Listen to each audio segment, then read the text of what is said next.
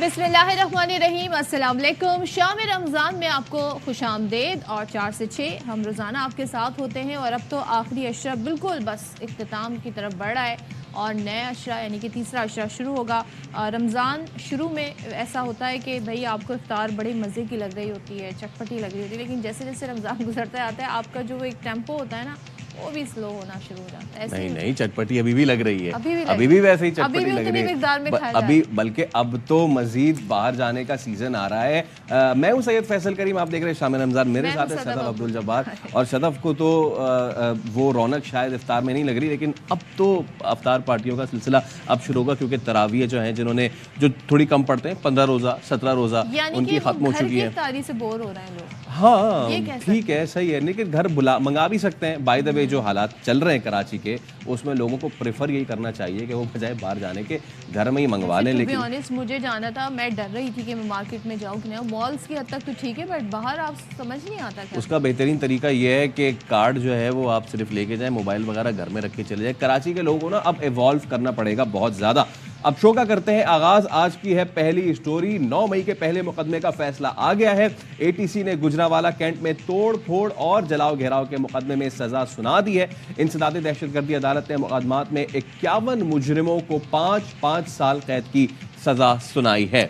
और एटीसी के जज नताशा नसीम सप्रा ने फैसला सुनाया। मुकदमे में पाकिस्तान तहरीक इंसाफ के 51 कारकुनान गिरफ्तार हैं और सज़ा आज सुनाई गई है। तमाम मुल्ज़िमान को मुख्तलिफ दफ़ात के तहत 5-5 साल कैद की सज़ा सुनाई गई है। तो हमारे नुमाइंदे ग़ुलाम फरीद हमारे साथ हैं, उनसे बात करते हैं। ग़ुलाम फरीद, बताइएगा, ये जो 51 मुल्ज़िमान को सज़ा सुनाई गई है, इनमें कोई मरकज़ी रहनुमा भी शामिल है? जी बिल्कुल, ये मैं बताता चलूँ कि दहशतगर्दी की अदालत ने जो अभी जो तहरीरी जो फैसला है वो दिया है। इससे पहले जो 5-5 साल कैद का हुक्म सुनाया गया था, जो तफसीली फैसला है उसके मुताबिक जो है दहशतगर्दी की 3 दफात के तहत 5-5 साल कैद और 10-10 हज़ार जुर्माने की सजा दी गई है। 5 दफा जिनमें रोड ब्लॉक है, मलाक को नुकसान पहुंचाना, इसके अलावा जो है 1-1 साल इसमें सजा दी गई है। फैसले के मुताबिक 8 दफात हैं। मजमूई तौर पर 51 मुजरिमान को 20-20 साल कैद की सजा जो है वो सुनाई गई है। अदालत से सजा मिलने के बाद जो है फैसले के बाद 8-8 दफात में मजमूई तौर पर 51 मुजरिमान को 20-20 साल सजा दी गई है। अदालत से जो सजा मुजरिमान के नाम सामने आए हैं, इनमें आमिर हुसैन है, शहरियार, अमजद अब्बास। ठीक है ग़ुलाम फरीद, इस हवाले से आप हमें अपडेट कर रहे थे, आपका बहुत शुक्रिया। तो 9 मई के पहले मुकदमे का फैसला तो आ चुका है और एटीसी ने गुजरावाला कैंट में तोड़ फोड़ जलाओ घेराव के मुकदमे में सजा सुनाई है। 51 मुजरिमान हैं जिनको 5-5 साल कैद की सजा सुनाई गई। आगे बढ़ते हैं और बात करते हैं वज़ीर आज़म शहबाज शरीफ की ज़ेरे सदारत वफाकी काबीना का इजलास हुआ है। इसमें हाई कोर्ट जजेस के इल्ज़ामात की इंक्वायरी के लिए जो कमीशन है उसकी मंजूरी दे दी गई है। सुप्रीम कोर्ट के साबिक जज जस्टिस तसद्दुक जिलानी का नाम सामने आया है कि वो जजेस इंक्वायरी कमीशन की सरबराही करेंगे और ये कमीशन इस्लामाबाद हाई कोर्ट के जजेस के जो इल्ज़ामात हैं, जिस हवाले से उन 6 जजेस ने ख़त लिखा था चीफ जस्टिस ऑफ पाकिस्तान को, उस ख़त की इंक्वायरी और तहकीकात करेंगे। कमीशन के TORs ये बड़े इंपॉर्टेंट हैं, ये वज़ीर कानून अटॉर्नी जनरल तय करेंगे और वज़ीर आज़म और चीफ जस्टिस काजी फायज़ ईसा की मुलाकात में इंक्वायरी कमीशन की तश्कील पर इत्तेफाक हुआ था, लेकिन PTI ने साबिक जज की सरबराही में कमीशन को मुस्तरद किया और हाजिर सर्विस जज की सरबराही में कमीशन का मुतालबा किया। एब्सोल्युटली। अब इसी पे हम बात कर लेते हैं। एडवोकेट शहबाज खोसा साहब अब हमारे साथ मौजूद हैं। शहबाज साहब अस्सलाम वालेकुम, बहुत शुक्रिया गुफ्तगू करने के लिए। तो सर, अब नाम सामने आ गया, वज़ीर आज़म शहबाज शरीफ ने नॉमिनेट कर दिया है और साबिक जस्टिस तसद्दुक हुसैन जिलानी जो है अब इस कमेटी के सरबराह होंगे, तो कैसे देखते हैं इसको आप? जी अस्सलाम वालेकुम, thank you very much for having me. तसद्दुक जिलानी साहब बहुत मायनाज जस्टिस हैं, बहुत ज़बरदस्त इनकी परफॉर्मेंस रही है और हम इनके जजमेंट्स पढ़ते भी हैं और इनसे सीखते भी हैं।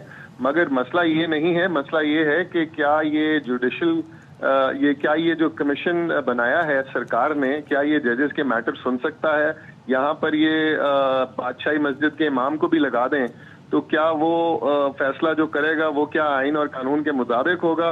क्या आप हाजिर जजेस के खिलाफ कार्रवाइयाँ खोलने का एक नया रास्ता निकाल रहे हैं और हमें सरकार के नीचे हम अपनी जुडिशरी को लगा रहे हैं اور اس سرکار کے نیچے جو کہ ڈائریکٹ بینیفیشری ہے ان حرکات کی جو کہ سرونگ ججز نے کمپلینٹ کی جس کی بارے میں کہ یہ ہمارے ساتھ انٹیمیڈیشن کی گئی اور من مرضی کے فیصلے کروانے کی کوششیں کی گئیں اور ان من مرضی کے فیصلے اور ان فیصلہ جات جو لوور جوڈیشری نے کیے ان کے سلسلے سے اور ان کی وجہ سے کیا پچھلے 1 سال میں ہوتا رہا پاکستان میں اور 1.5 سال میں اور یہ اس وقت کون سی حکومت وجود میں ہے, کیا اس حکومت کا بنایا ہوا کمیشن اس میں آپ اس میں پاکستان کے بیسٹ لوگ بھی ڈال دیں تو کیا اس کی کوئی کارروائی کی کوئی حیثیت ہوگی؟ اصل کوشچن یہ ہے. اور ہماری وکلا برادری جو ہے یہ پاکستان بھر میں اس پہ تشویش کا اظہار رکھ رہی ہے اور آپ اس میں اگر دیکھیں گے تو کراچی بار کی طرف سے بھی ریزولوشن آ چکا ہوا ہے, لاہور ہائی کورٹ بار نے بھی اس میں کہہ دیا ہوا ہے, اسلام آباد کا بھی چکا ہوا ہے اور باقی بھی لوگوں سے بات ہوئی ہے. یہ آپ نئے طریقے نہیں نکال سکتے جوڈیشری کو سرکار کے نیچے لگانے کے. اس کا مطلب کل کو کوئی اور انسیڈنٹ ہوتا ہے ججز کی انوالومنٹ کے بارے میں تو سرکار کو آپ ایک رستہ دے رہے ہیں جو کہ وہ ایک نیا کمیشن بنا کر فیصلے لے گی تو یہ تو پوری کانسٹیٹیوشن کی خلاف ورزی ہو جائے گی. ہماری کانسٹیٹیوشن ٹرائیکوٹمی آف پاور پہ بیس ہے. اس میں جوڈیشری جو ہے وہ بالکل ایک انڈیپینڈنٹ اور خود مختار ادارہ ہے, خود مختار ادارہ ہے. یہ چیف جسٹس صاحب کو چاہیے تھا کہ اس کو خود 184(3) میں یہ شکایت سامنے آ گئی تھی, اس کو خود 184(3) میں اپنے ساتھ 2 ججز بٹھا لیتے, اس کو دیکھ لیتے, اس پہ 184(3) میں سو موٹو ایکشن لیتے اور اس کو پروسیڈ کرتے. لیکن کوسا صاحب آپ نے خود بھی کہا تصدق جیلانی صاحب کے حوالے سے کہ بڑی زبردست پرسنالٹی رہے, پھر ماضی کے بھی اگر ہم دیکھیں ان پر کسی قسم کے کوئی الزامات نہیں. 2007 کی جو ایمرجنسی پلس تھی اس کو بھی انہوں نے غیر آئینی قرار دینے والا جو بینچ تھا اس کا حصہ تھے. تو ابھی تو ٹی آر سامنے آنے ہیں, ابھی تو پتہ چلنا ہے, تو آپ نہیں سمجھتے کہ تحقیقات ہوں گی تو کچھ بہت ساری چیزیں بھی سامنے آ سکتی ہیں؟ جب 184(3) میں جوڈیشری کے پاس سارے اختیارات جب جوڈیشل کونسل میں سب اختیارات موجود ہیں ان کے پاس کوڈ آف کنڈکٹ کرنے کی, تو پھر یہ کیوں جا رہے ہیں سرکار کے ہاتھ میں اپنی داڑھی کیوں پکڑا رہے ہیں؟ اور اس سرکار میں تو بینیفیشری ہے. مجھے پورا یقین ہے تصدق جیلانی صاحب اپنے حساب سے بالکل ٹھیک چلیں گے, مگر کیا یہ کمیشن اس طرح بن بھی سکتا ہے؟ یہ ایک بہت بڑا کوشچن مارک ہے. اور یہ چیف جسٹس صاحب نے ملاقات کی ہے پرائم منسٹر صاحب سے, یہ نہیں کرنی چاہیے تھی. اس کو بڑی غلط آپٹکس ہیں. یہ دنیا بھر کہیں پہ بھی اس طرح کا نارم نہیں ہے. پاکستان کے پہلے چیف جسٹس سے لیاقت علی خان صاحب نے پاکستان کے پہلے وزیر اعظم نے ملنے کی کوشش کی تھی, انہوں نے ڈکلائن کر دیا تھا. آپ کے پاس پریسیڈنٹس موجود ہیں, پہلے بھی جتنی دفعہ بھی چیف جسٹسز پرائم منسٹر وقت کے وزیر اعظم سے ملے ہیں تو یہ ہمیشہ کریٹیسائز ہوئے ہیں. کوئی ان کو پھولوں کے نہیں پہنائے جاتے. ہم اپنی عدلیہ کا بے حد احترام کرتے ہیں اور ہم اپنی عدلیہ کی عزت کی بے حد کرتے ہیں. ہم چاہتے ہیں کہ یہ اپنی عزت خود بھی کریں اور اپنے ہاتھ میں معاملات کو رکھیں. یہ نہیں ہو سکتا کہ ایک بینیفیشری سرکار جس نے بینیفٹ اٹھایا ہوا ہے ان فیصلوں کا جو پچھلے 1.5 سال میں ماتحت نے کیے, جو جس طرح آپ نے دیکھا الیکشن میں کتنے کوشچن مارکس اٹھے, وہ سارے کا سارا 45-46 رفع دفع ہوا میں اڑ گیا اور اس کے نتیجے میں آنے والی سرکار اب بیٹھ کر ٹی او آرز بنائے گی. اور وہ اب کیا سرکاری ملازموں کے آگے سرونگ ججز پیش ہوں گے اور اپنی صفائیاں پیش کریں گے کہ ہاں جی میرے ساتھ یہ ہوا. یہ حمود الرحمان صاحب بھی بہت بڑے جسٹس تھے اور ایک کمیشن کو کیا تھا. کیا نتیجہ نکل آیا ان کی رپورٹ کا؟ کیا نتیجہ نکل آیا آبٹ آباد کمیشن کی رپورٹ کا؟ یہ تو مذاق اڑانے والی بات ہے اور ہماری اعلیٰ عدلیہ کا مذاق اڑانے والی بات ہے. یہ ایکسیپٹیبل نہیں ہے. کے ساتھ یہ ہم بہت عزت کرتے ہیں تصدق جیلانی صاحب کر رہے ہیں اور اتفاق نہیں کرتے. تھینک یو سو مچ. شہباز کھوسا صاحب کے ساتھ تھے. Senior anchor person Kashif Abbasi نے ہمیں جوائن کیا ہے. کاشف, آپ ساری صورتحال کو کیسے دیکھتے ہیں؟ نام آیا ہے, گفتگو آپ نے سن لی ہوگی, کھوسا صاحب کو مسترد کر دیا اور ساتھ ہی ان کا ابھی بھی یہی مطالبہ ہے کہ جی عدالت اپنے معاملات اپنے پاس رکھے, خود حل کرے اور اس کو 184 میں کنورٹ کر کے کیوں نہیں سنا جا سکتا تھا. پھر ٹی او آرز پہ اعتراض ہے کہ حکومت کے نمائندے بیٹھ کر جی ٹی او آرز طے کریں گے اور ججز کے حوالے سے کمیشن کے معاملات طے کریں گے. تو کیا کہیے گا اس پر؟ دیکھیے جو ٹی او آر جو طے کر لینا آپ کے لا منسٹر صاحب نے، آپ کے لا منسٹر نے تو اپنی پریس کانفرنس میں اپنا مائنڈ پہلے ہی دے دیا کہ جو حکومت ہے، حکومت اس کو کیسے دیکھ رہی ہے. وہ اس کو جوڈیشل مس کانڈکٹ کے طور پہ دیکھتی کہ ان ججز کو یہ خط نہیں لکھنا چاہیے تھا. بڑی زیادتی کی ججز نے خط لکھ کے یہ سچ بول کے، کیونکہ ان کا تو جو بینیفٹ ہے، سارا سیاسی بینیفٹ اس حکومت کا کہاں سے آ رہا ہے.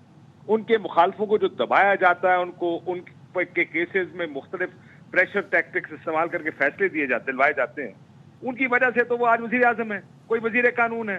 انہی کو آپ نے کہہ دیا جی ٹی او آر آپ ڈیسائیڈ کریں، اور انہوں نے تو پہلے ہی اب یہ فیصلہ کر لیا جو آپ کے طارق صاحب ہیں وزیر قانون، کہ یہ جوڈیشل مس کانڈکٹ ہونا کیا چاہیے. دیکھیں جی کیا یہ معاملہ سیریس ہے اور کتنا سیریس ہے اس کا فیصلہ تو جب میں نے کل اعلامیہ دیکھا فل کورٹ کا، یا جو سپریم کورٹ کی جانب سے آیا کہ ججز سے علیحدہ ملاقاتیں کی، جج بیٹھے 2 دن بیٹھے، تو اس سے ایک چیز تو طے ہو گئی کہ ججز اس کو بڑا ایک سنگین اور سیریس مسئلہ سمجھ رہے ہیں. دوسرا سوال یہ اب اس پہ کرنا کیا ہے، جس کا نتیجہ بھی نکلے. یہ معاملہ کو انگریزی میں کہتا ہے you don't show it under the carpet. اس کا کوئی نتیجہ بھی سامنے آئے کہ کس نے کیا، کہ کیا کیا. ججز کو بھی یہ کانفیڈنس ہو کہ ہم جو بھی کریں گے، یعنی ہم نے جو یہ ایکٹ کیا ہے، 6 ججز باہر آ گئے ہیں اور دیو اسپوکن، کہ یہ کسی منطقی انجام تک معاملہ پہنچے گا. تو مجھے تو لگتا ہے بیسٹ سولوشن تو یہی تھا کہ ایک اوپن کورٹ میں ہیئرنگ ہوتی، سپریم کورٹ اس کی ہیئرنگ کرتا. اب ججز اگر تمام سپریم کورٹ کے بھی اگری کر رہے ہیں، یہ نہ ہو کہ یہ معاملہ دفن کر دیا جائے. سب سے بڑا خدشہ لوگوں کا یہ ہے، مجھ سمیت، کہ یہ معاملہ دفن نہیں ہونا چاہیے. سو اس لیے بہتر ہوتا کہ یہ اوپن کورٹ ہیئرنگ ہوتی اور سپریم کورٹ خود اس کی 184 کے تحت ہیئرنگ کرتی. جوڈیشل کمیشن اٹ میں پش اٹ انڈر کاشف صاحب، آپ نے کہا کہ آپ کو لگتا ہے کہ یہ معاملہ دفن ہو سکتا ہے، لیکن جو پورے ملک میں بارز ہیں وہ تو اس کی مخالفت بھی کر رہے ہیں، اور کئی ایسے بیان بھی آئے ہیں کہ جی ہم رمضان کے بعد، عید کے بعد جو ہے کوئی لائرز موومنٹ کی طرف بھی جا سکتے ہیں. تو ڈو یو اسٹل تھنک کہ یہ معاملہ دفن ہو سکتا ہے؟ Do you see any sort of agitation تو نہیں، لیکن کوئی احتجاج اور اس طرح کی چیزیں رمضان کے بعد؟ دیکھیے جب میں نے کہا کہ دفن ہو سکتا ہے، what I meant was کہ اگر جوڈیشل کمیشن میں ڈال دیا جائے گا کہ نہ تو معاملہ آگے چلے گا اور نہ اس کی کوئی رپورٹ آئے گی. رپورٹ کسی نے وزیر اعظم کو بھیج بھی دیا آپ کو، اور ہمیں پتہ ہی چلے گا رپورٹ چلی گئی ہے، اور رپورٹ کہیں ردی اپنی اکٹھی کر رہے ہوں گے اور یہ کبھی پبلک نہیں ہوگی. ایسی انویسٹیگیشن کا فائدہ کیا ہے؟ یہ معاملہ جیسے آپ جو بار کاؤنسلز کی بات کر رہے ہیں، دیکھنا یہ کہ کیا کوئی جوائنٹ ایکشن کرتی ہے بار کاؤنسل. کیا بار کاؤنسل واقعی تحریک چلانا چاہتے ہیں عدلیہ کی آزادی کے لیے، again I repeat, judicial independence کے لیے؟ کیونکہ یہاں پہ ہماری بار کاؤنسل بہت پولیٹیسائزڈ ہے. آپ نے دیکھا پاکستان بار کاؤنسل نے 5 تاریخ رکھی اپنے اجلاس کے لیے، یعنی یہ پہلا انہوں نے اپنا سائن دے دیا آپ کو کہ وہ تو اس معاملے میں نہ سیریس ہے نہ کچھ کرنا چاہتے ہیں. پنجاب بار کی طرف میں دیکھ رہا تھا، انہوں نے ویلکم کیا judicial commission. Supreme court bar اس کے خلاف بات کر رہی ہے. سو پہلے تو جو بار کاؤنسلز کو اکٹھے ہو کے اپنے مسائل حل کرنے کہ وہ کس چیز پر اگری کرتے ہیں اور ان کے خیال میں کیا ٹھیک ہے کیا غلط ہے. لیکن اس چیز کو ایک منطقی انجام تک ضرور پہنچنا چاہیے. حکومت پوری کوشش کرے گی یہ چیز دبے، کیونکہ ان کا اگلا 5 سال کا سروائیول اسی چیز میں ہے کہ ان کا مخالف اندر ہو اور جو بھی کورسو میجرز ہیں ان کو استعمال کیا جائے کہ یہ حکومت میں رہیں اور باقی مخالف حکومت سے باہر رہیں. سو حکومت تو اس پہ بڑی کلیئر ہوگی کہ اس چیز کو دبا دیا جائے.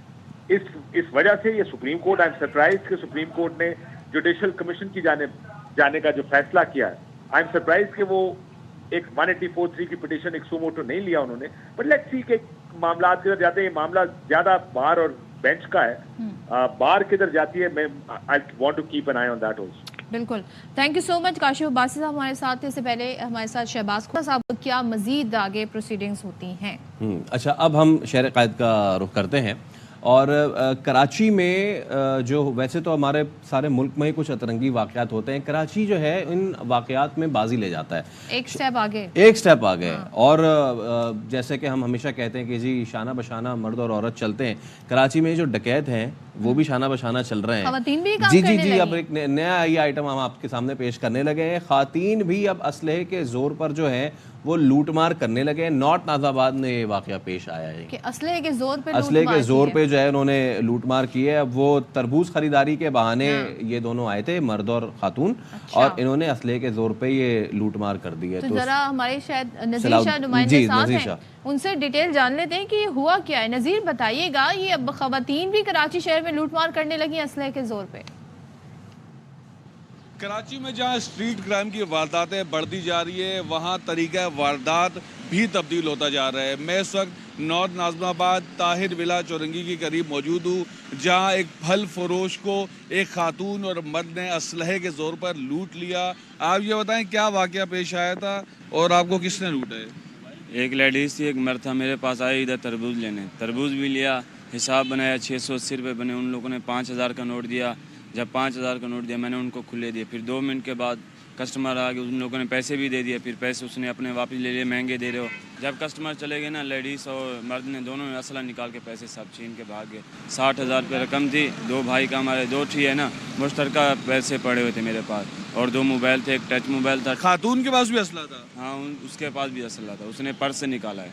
لیڈیز پرس میں سے؟ ہاں لیڈیز پرس میں سے اس نے نکالا ہے, اور مرد کے پاس بھی تھا. پولیس کی جانب سے کیا کارروائی کی گئی ہے؟ وہ درخواست تو دے دی, ابھی درخواست بھی ہمارے پاس ہے. ابھی ایف آئی آر نہیں کاٹی؟ ایف آئی آر نہیں کٹی ابھی.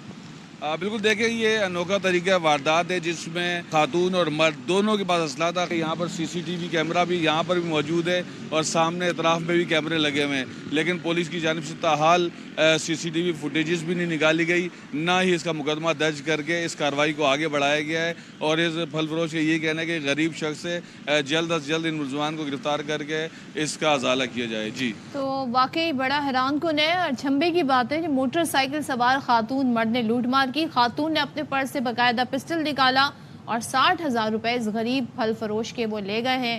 رمضان کا موقع, عید کا موقع, اس طرح لوٹ مار جاری ہے, اور ابھی تک ایف آئی آر بھی نہیں اس کی درج. جی ایف آئی آر درج ہونا, بائی دا وے پولیس یہی صرف کر رہی ہے آج کل کراچی میں, ایف آئی آر درج کر رہی ہے, یا پھر زیادہ سے زیادہ معطلیاں ہو جاتی ہیں. اب ہوتا یہ ہے کہ معصوم شہری کے جو قاتل ہیں یا اس طرح چور ڈکیت ہیں وہ آزاد گھوم رہے ہیں.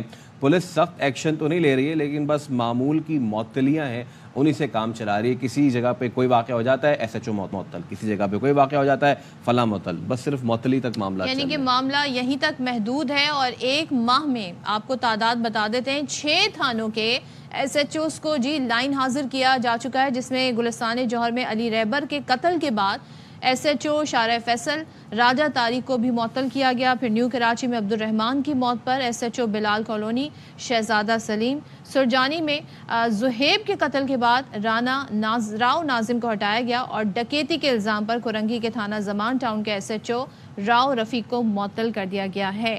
اب ساتھ یہ بتایا جا رہا ہے کہ خراب کارکردگی پر S H O Korangi industrial area Faraz اور S H O Orangi Rizwan Patel کی کرسی بھی چلی گئی. کورنگی انڈسٹریل ایریا میں تو رمضان سے پہلے اتنے واقعات پیش آئے تھے. کبھی سنگر چورنگی کے قریب کوئی واقعہ پیش آ رہا ہے, کبھی کہیں یہ واقعہ پیش آ رہا ہے, لیکن ہم صرف ہم ترس رہے ہیں اس خبر کو کہ جب ہمیں صرف یہ نہ سننے میں ملے کہ ایس ایچ او کو معطل کر دیا, ہمیں یہ سننے کو ملے کہ فلاں واقعہ جو ہوا تھا اس کا ملزم پکڑ لیا گیا ہے, گرفتار کر لیا گیا ہے. تبھی تو شاید ان روتی ماؤں کو, ان سے سکتے جو باپ ہیں, ان کے کلیجوں کو کچھ ٹھنڈ مل سکے گی, کیونکہ جن کے چلے جاتے ہیں ان کو آپ لوٹا تو نہیں سکتے نا ان کے پیارے.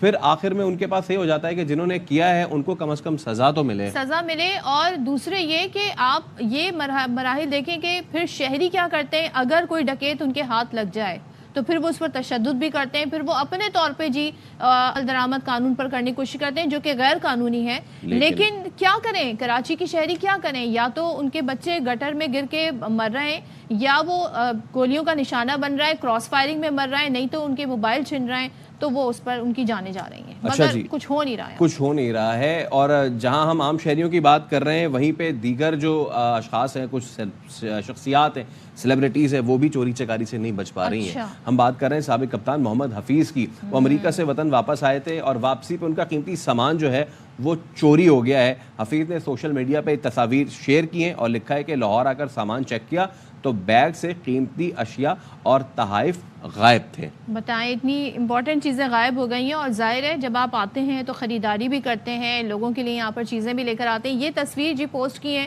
حفیظ نے, اور ساتھ ہی انہوں نے شکوہ بھی کیا ہے کہ جی ایئرپورٹ پر شکایت درج کرائی ہے مگر جواب نہیں ملا، تو یہ بڑی ارسپانسبلٹی ہے۔ یہ دیکھنا ہوگا کہ یہ کس موقع پہ چوری ہوا ہے، کیونکہ کنیکٹنگ اگر فلائٹ ہوگی تو ان کا جو لگیج ہے اس میں سے سامان کہاں پہ چوری ہوا، کس پورٹ پہ چوری ہوا ہے، اب دیکھنا ہے کہ جی اب کوئی بھی نہیں بچ پا رہا ہے۔ کراچی کی سڑکوں پہ، لاہور کی سڑکوں پہ عام لوگ لٹ رہے ہیں، اور جو سیلیبریٹیز ہیں وہ ہوائی جہاز کے سفر میں لٹ رہے ہیں، تو اس وقت لوٹ مار کا سلسلہ جاری ہو ساری ہے۔ بالکل یہ سلسلہ جاری ہے۔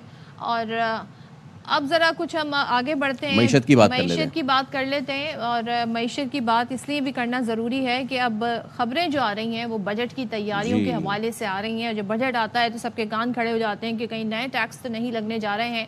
تو توانائی کی شعبے کے لیے 600 ارب روپے سے زائد کی سبسڈی کا تخمینہ لگایا گیا ہے، اور ذرائع بتاتے ہیں کہ جو نئے قرض کے لیے آئی ایم ایف کی شرط پر سبسڈی کو کم کیا جا رہا ہے۔ آئی ایم ایف تو یہ کہتا ہے جی سبسڈی آپ بالکل ہی ختم کر دیں، لیکن یہاں پر سبسڈی کو کم کیا جا رہا ہے۔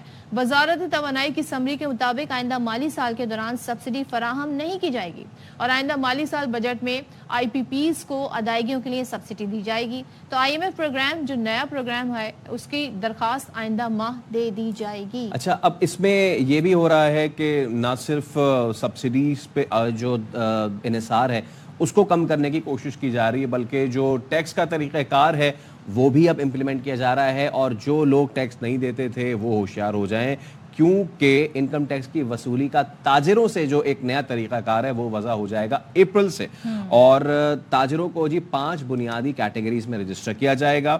تو رجسٹریشن سے متعلق مسودہ اسکیم کا نوٹیفیکیشن بھی جاری کر دیا گیا۔ اب اس سب پہ ذرا ہم بات کر لیتے ہیں۔ ڈاکٹر عابد سلیری صاحب ہمارے ساتھ موجود ہیں۔ السلام علیکم ڈاکٹر عابد، سے پہلے تو thank you so much, welcome to Shaam رمضان۔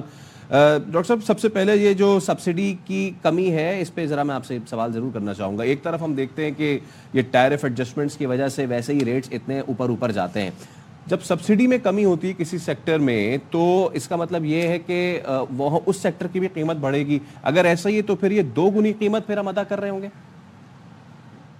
جی بہت شکریہ۔ جب سبسڈی میں کمی کی بات آتی ہے تو وہاں پہ آئی ایم ایف جو ہے وہ کہتا ہے کہ آپ مارکیٹ سبسڈیز دیں، یعنی سبسڈی آپ ایک کرائٹیریا رکھیں کہ کون سے ایسے لوگ ہیں جو کہ سبسڈی کے مستحق ہیں، ان کی آمدنی اتنی نہیں کہ وہ اپنے بل جو ہے وہ پے کر سکیں، اور ان کو آپ سبسڈی دیں۔ اور وہ کہتے ہیں کہ جی، اور یہ بار بار مختلف جو پاکستان کے اندر اور پاکستان سے باہر جو رپورٹس آتی ہیں، ریسرچ رپورٹ، ان میں یہ کہا جاتا تھا کہ جی سبسڈی کا ایک بڑا حصہ جو ہے وہ تو سب کا اشتراکیہ لے جاتا ہے جن کو شاید اس کی ضرورت نہیں۔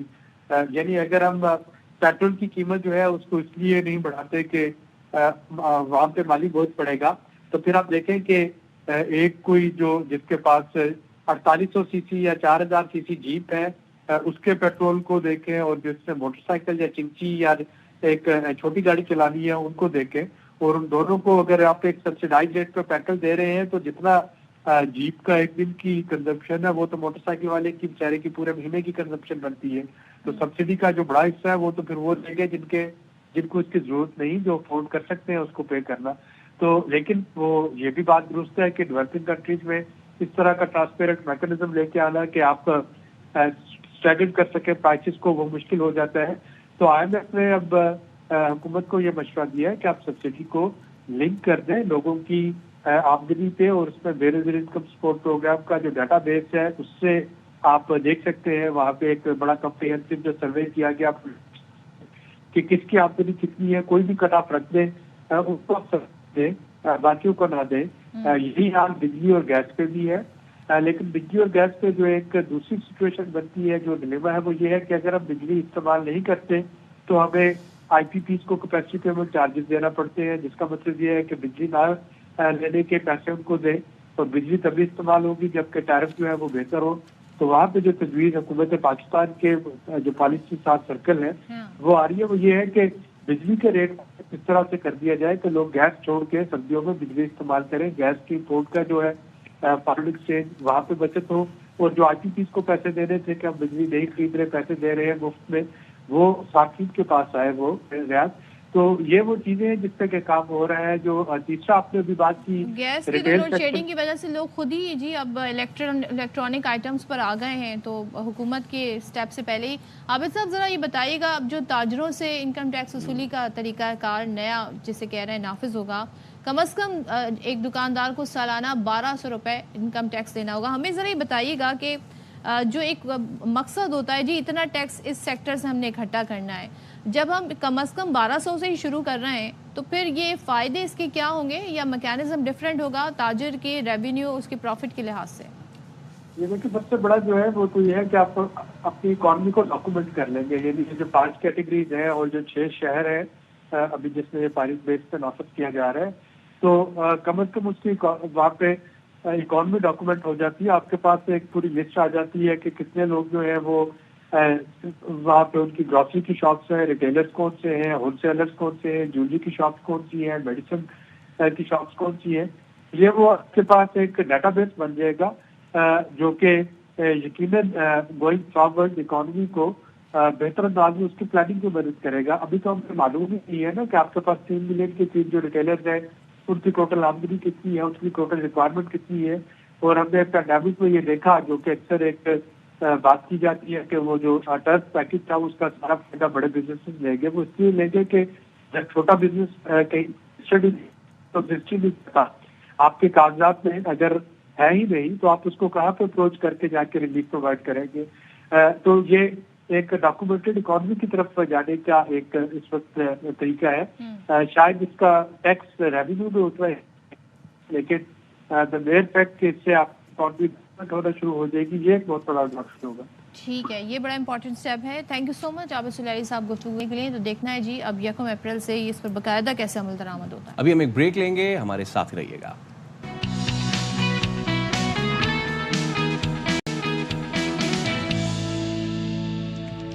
Welcome back once again. और अब ज़रा बात कर लेते हैं होने वाले सेनेट के इंतखाबात के हवाले से। लेकिन सेनेट के इंतखाबात तो होने हैं 2 अप्रैल को, लेकिन इससे पहले खैबर पख्तूनख्वा की असम्बली में जो मखसूस नशिस्तें हैं उस पर अपोजिशन के 9 अरकान के हलफ का मामला है जो कि हल नहीं हो पा रहा है। और पेशावर हाई कोर्ट ने मुस्लिम लीग नून, पीपल्स पार्टी और JUI के अरकान से हलफ लेने और सेनेट इंतखाबात में वोट कास्ट करने का हक देने का फैसला दिया था।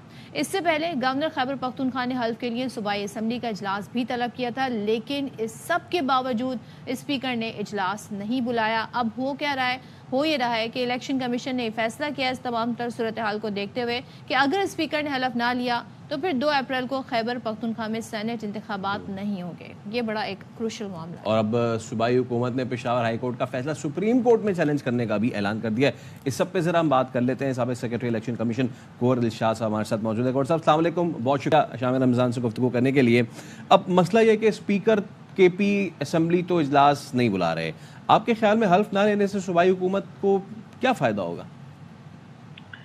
इसमें सबसे बड़ी अहम बात यह है कि जो इलेक्शन कमीशन में पाकिस्तान ने जो अपना जजमेंट दिया है, फैसला दिया है, उसमें उनका कहना यह है कि अगर सेनेट के इलेक्शन में ये मखसूस नशिस्तों के बारे में अगर स्पीकर सूबाई असम्बली ने अगर उनका हल्फ ना लिया तो हम ये सेनेट का इलेक्शन जो है ये मुलतवी कर देंगे, मौखर कर देंगे उस वक्त तक जब तक इनकी ख्वातीन की या अक़लियती सीटों का फैसला अब हल्फ नहीं हो जाता।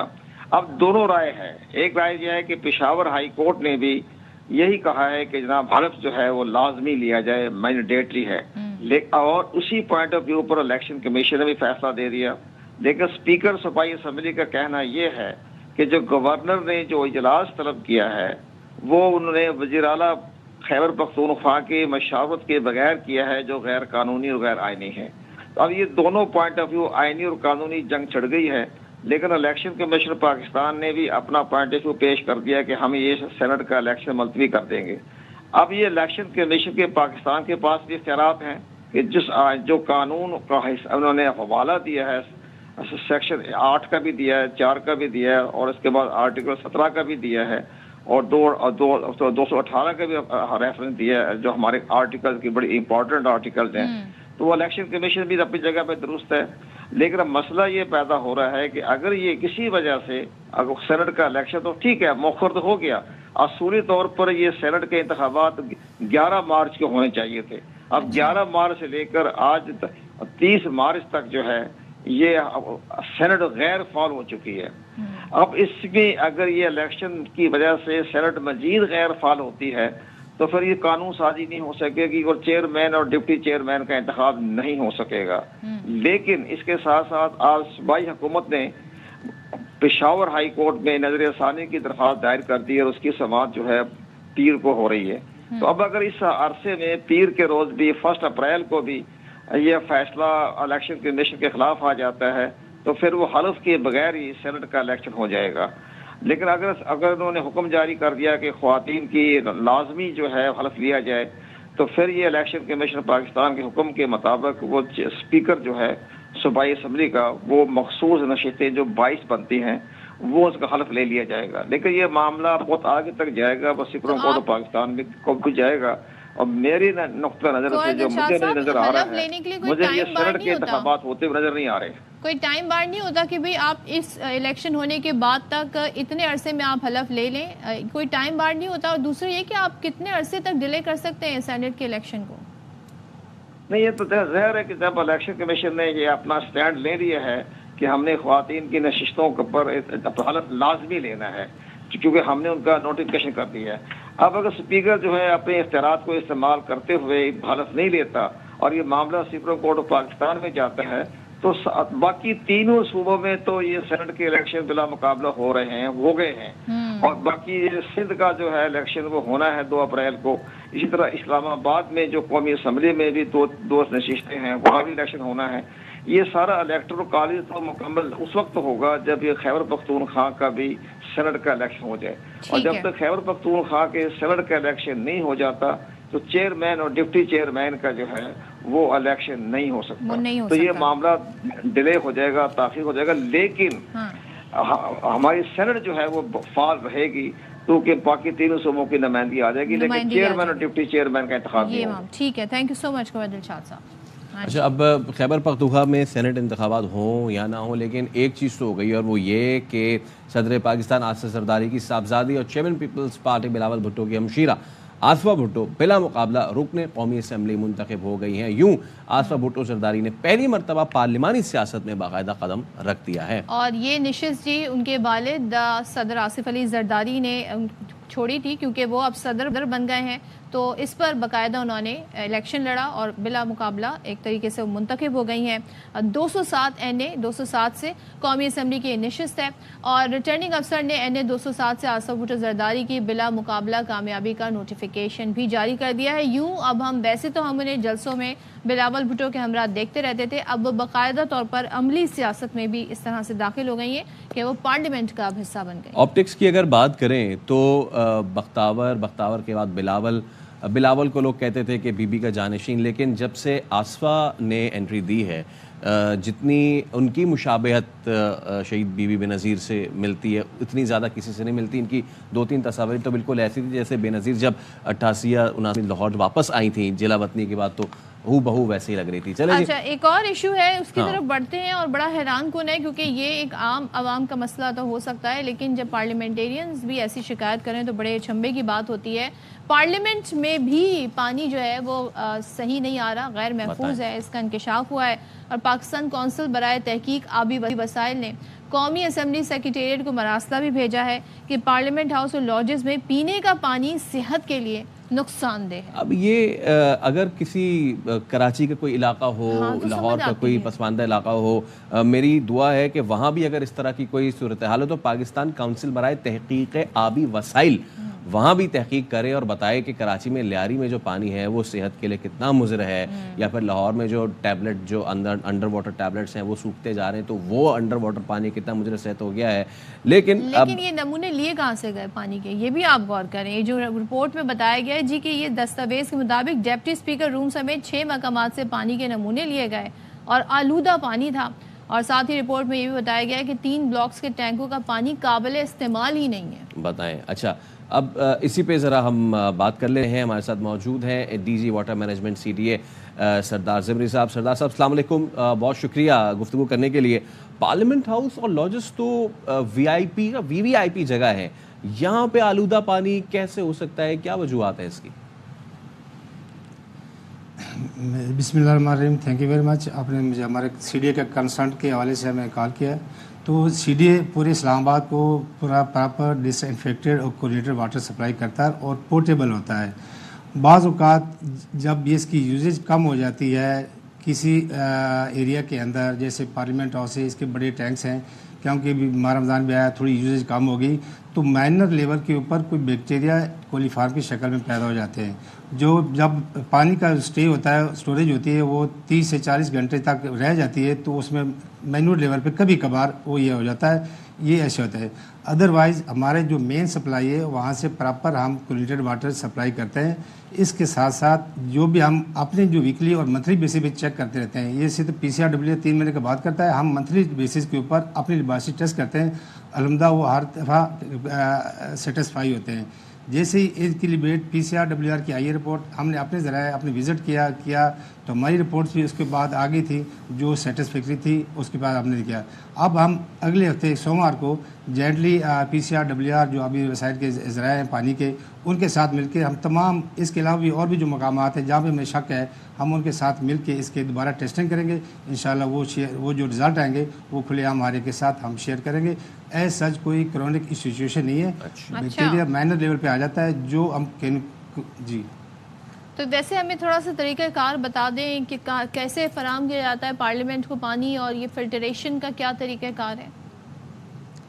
ये हमारा मेन सोर्स सिमली डैम है, वहाँ से रॉ वाटर होता है, वहाँ से प्रॉपर फिल्टर और क्लोरीनेटेड पानी आता है। हमारे यहाँ पे रिजर्वायर है FI के अंदर ही, मार्गला के पानी के साथ है, हमारे बड़े टैंक है, वहाँ से ये ग्रेविटी फ्लो से आता है, वहाँ पे पूरे प्रेशर के साथ पानी आता है और इसको हम डेली बेसिस पे तो चेक करते हैं अपने रिजर्वायर के ऊपर, और पार्लियामेंट हाउस के या एलआईसी के अंदर वीकली बेसिस पे हम चेक करते रहते हैं।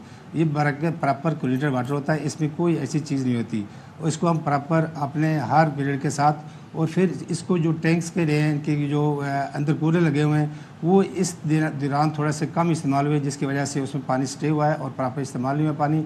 जबकि पानी का फ्लो अगर जारी रहे 24 घंटे के लिए इस्तेमाल होता रहे तो उसमें वो डिस्टेंट पानी जो है ना वो आगे थ्रो होता रहता है और उसमें ऐसी बैक्टीरिया वगैरह पैदा नहीं होता। ठीक है, बहुत शुक्रिया सरदार सिमरी साहब, इस सवाल से हमारे साथ मौजूद थे। बाय द वे आपके यहाँ पानी आता है लाइन में? अल्हम्दुलिल्लाह हमारे यहाँ लाइन में पानी नहीं आता, हमारे यहाँ टैंकर से आता है। तो उम्मीद करते हैं कि आम आदमी के लिए भी कोई वाटर बोर्ड इस तरह बैठे और अंदाज़ा लगाए कहाँ पानी आता है कहाँ नहीं आता, और जहाँ पानी आता है वो तहकीक करे जहाँ पानी आता है कैसे आता है। एक ब्रेक लेते हैं, उसके बाद हाजिर होंगे। Stay with us.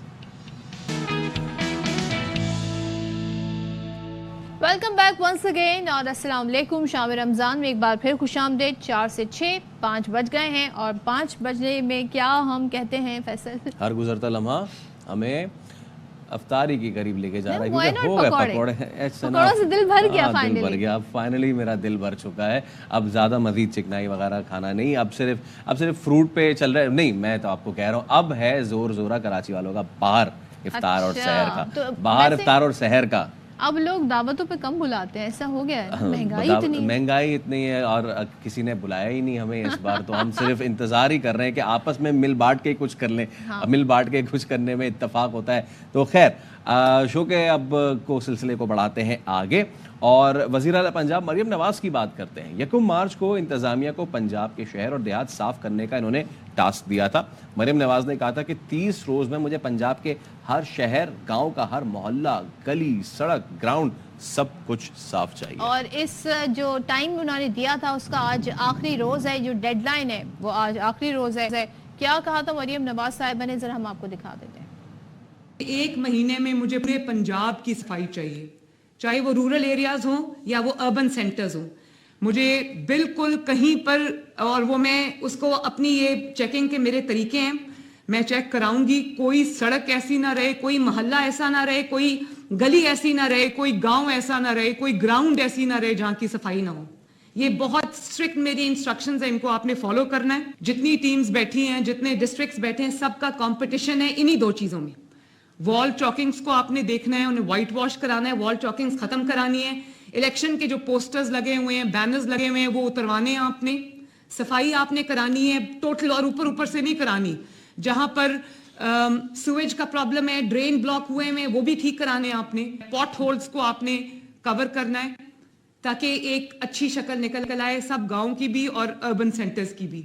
मुझे लाहौर की कोई गली ऐसी नजर नहीं आनी चाहिए जिसमें पॉट होल्स हों, जिसमें पानी खड़ा हो, जिसमें सफाई ना हुई हो। कोई मोहल्ला मुझे नजर नहीं आना चाहिए। तो भाई अभी तो महीना गुजरने में 1 दिन और बाकी है, तो ये डेडलाइन में भी 1 दिन बाकी है। अब देखते हैं जी इस पूरे महीने में ہوا کیا ہے، تو سدرا غیاث ہماری نمائندہ ہمیں مزید بتا رہی ہیں کہ کتنی صفائی ہو سکی ہے جو صاف ستھرا لاہور کو بنانے کی مہم جاری ہے. تو بتائیں سدرا، کیا اپڈیٹس ہیں آپ کے پاس؟ جی بالکل، اس وقت میں لاہور میں ساندہ کے علاقے میں موجود ہوں اور میرے ساتھ ہی آپ عقب میں ایک اسکول بھی دیکھ سکتے ہیں، سرکاری اسکول ہے، اور اسکول کے باہر یہ آپ پیچھے کچرا دیکھ سکتے ہیں، کچرے کے ڈھیر بھی آپ کو نظر آ رہے ہیں. جبکہ وزیر اعلیٰ کی مہم صاف ستھرا پنجاب میں ایک دن باقی رہ گیا ہے اور انہوں نے کہا تھا کہ پنجاب میں کہیں پہ کچرا جو ہے وہ نظر نہیں آئے گا. تو میرے ساتھ یہاں پر ایک خاتون بھی موجود ہے. مجھے یہ بتائیے گا آنٹی، کچرے کی وجہ سے کتنی مشکلات آ رہی ہیں؟ کافی مشکلات آتی ہیں، ظاہر ہے گرمی ہے، آگے گندگی پیدا ہو جاتی ہے، کچرے کی وجہ سے مسئلے مسائل ہو جاتے ہیں. تو انشاءاللہ ضرور اٹھانا چاہیے، صفائی ضرور ہونی چاہیے. اور کہیں گے گورنمنٹ سے کہ صفائی ہونی چاہیے، کچرے سے کمی ہونی چاہیے. علاقہ مکینوں کا بھی یہی کہنا تھا کہ کچرے کی صفائی جو ہے وہ بر وقت ہونی چاہیے تاکہ اس سے تعفن اور گندگی جو پھیل رہی ہے اس سے بچے اور شہری جو ہیں وہ محفوظ رہ سکیں. جی، سب سے انفارچونیٹ بات اس میں یہ تھی کہ سرکاری اسکول کے سامنے ہی کچرا پڑا ہوا تھا. اچھا، یہ تو ہم نے لاہور کی بات کر لی ہے. اب لاہور سے تقریباً 1.5-2 گھنٹے دور ہے گجرانوالہ، اور ہو سکتا ہے کہ اگر لاہور میں صفائی نہ ہوئی ہو تو شاید گجرانوالہ میں ہوئی ہو. ہے ایسا؟ تو پھر دیکھ لیتے ہیں، غلام فرید سے بات کرتے ہیں. بھائی غلام فرید، بتائیے یہاں پہ صفائی وغیرہ ہوئی ہے یا پھر یہاں بھی صورتحال لاہور جیسی ہے؟ وزیر اعلیٰ پنجاب مریم نواز کی صاف ستھرا پنجاب مہم کے سلسلہ میں جو ڈیڈ لائن دی گئی ہے اس میں 1 روز باقی ہے، لیکن یہاں پر گجرانوالہ میں صفائی ستھرائی کا جو عمل ہے وہ مکمل نہیں ہو سکا. یہاں پر گجرانوالہ کے مختلف علاقوں میں کوڑے کے بڑے بڑے ڈھیر جو ہیں وہ ابھی جو ہے ان کو تلف نہیں کیا گیا. گلی محلوں میں جو پانی کھڑا ہے، اس کے علاوہ کچرا ہے، اس کے جو ڈھیر ہیں وہ بھی یہاں پر نظر آ رہے ہیں. میں اس وقت مین فتح مارٹ روڈ پر موجود ہوں. یہاں پر ایک اسکول کے باہر جو ہے گندگی کے بڑے بڑے ڈھیر ہیں وہ بھی یہاں پر نظر آ رہے ہیں. محکمہ مینجمنٹ کی طرف سے جو ہے صفائی تو کی جا رہی ہے لیکن بہت سست روی سے ہے. اور میں نمانیہ روڈ ہے، اسلامیہ کالج روڈ، اس کے علاوہ گوندرانوالہ روڈ ہے، فتح مٹ ہے، اور گر روڈ کے جو علاقے ہیں وہاں پر جو گندگی کے بڑے بڑے ڈھیر جو ہیں وہ ابھی موجود ہیں. دوسری طرف سے محکمہ ویسٹ مینجمنٹ اور انتظامیہ جو ہے وہ فوٹو سیشن میں مصروف ہے، اور بالکل بھی جو گندگی کے ڈھیر ہیں ابھی تک گجرانوالہ میں وہ نظر آ رہے ہیں، اور کہیں بھی صفائی ستھرائی کا مکمل جو ہے اس کا خاتمہ نہیں کیا جا سکا. جی اچھا، ہمیں لگ رہا تھا وہاں شاید کچھ حالات بہتر ہوں، لیکن گجرانوالہ کے حالات تو لاہور سے بھی زیادہ ہمیں خراب نظر آئے. دیکھنا یہ ہے کہ کیا ایک دن میں تمام تر معاملہ ٹھیک ہو جائیں گے. یہ تو ہم نے بات کی لاہور اور گجرانوالہ کی. ملتان کا بھی رخ کر لیتے ہیں، اور ملتان میں جو صورتحال ہے وہ کیا صاف ستھرا پنجاب جو ہے ملتان میں وہ اتنا ایکٹیو ہے. تو مرزا احمد علی ہمارے ساتھ موجود ہیں. مرزا احمد علی جی بالکل، اس وقت ہم پل واصل سے ایئرپورٹ جانے والے روڈ پہ موجود ہیں. آپ دیکھ سکتے ہیں کہ یہاں پر جگہ جگہ جو ہے وہ گند کے ڈھیر موجود ہیں. سڑک کنارے جو ہے یہاں پر گند کچرا جو ہے وہ پڑا ہوا ہے، جس سے اہل علاقہ جو ہے ان کو شدید مشکلات کا بھی سامنا ہے. صاف ستھرا پنجاب مہم کا کل آخری روز ہے اور ڈیڈ لائن ہے وزیر اعلیٰ پنجاب کی جانب سے. شہری ہمارے ساتھ موجود ہیں، ان سے ہم بات کریں گے. اور آپ کے علاقے میں اس وقت کچرے کی کیا صورتحال ہے؟ کیا صاف کر دیا گیا ہے؟ ایک تو آتے ہیں 10-15 دن بعد، کبھی تو آتے ہی نہیں ہیں. وہ شکایت کریں تو پھر بڑی مشکل سے آتے ہیں. کچرا کوئی بھی نہیں اٹھاتا. اگر اٹھا کے جائیں تو 15 دن یا 20 دن بعد ایک دفعہ اٹھا کے جاتے ہیں، اس کے بعد نہیں آتے. یہاں کوئی کام نہیں کرتے. ان کو جب بھی بلانے کے لیے جاتے ہیں یہ ان کی ایک ہی بات ہے کہ ہم آ رہے ہیں. جی آپ چلیں، ہم آ رہے ہیں.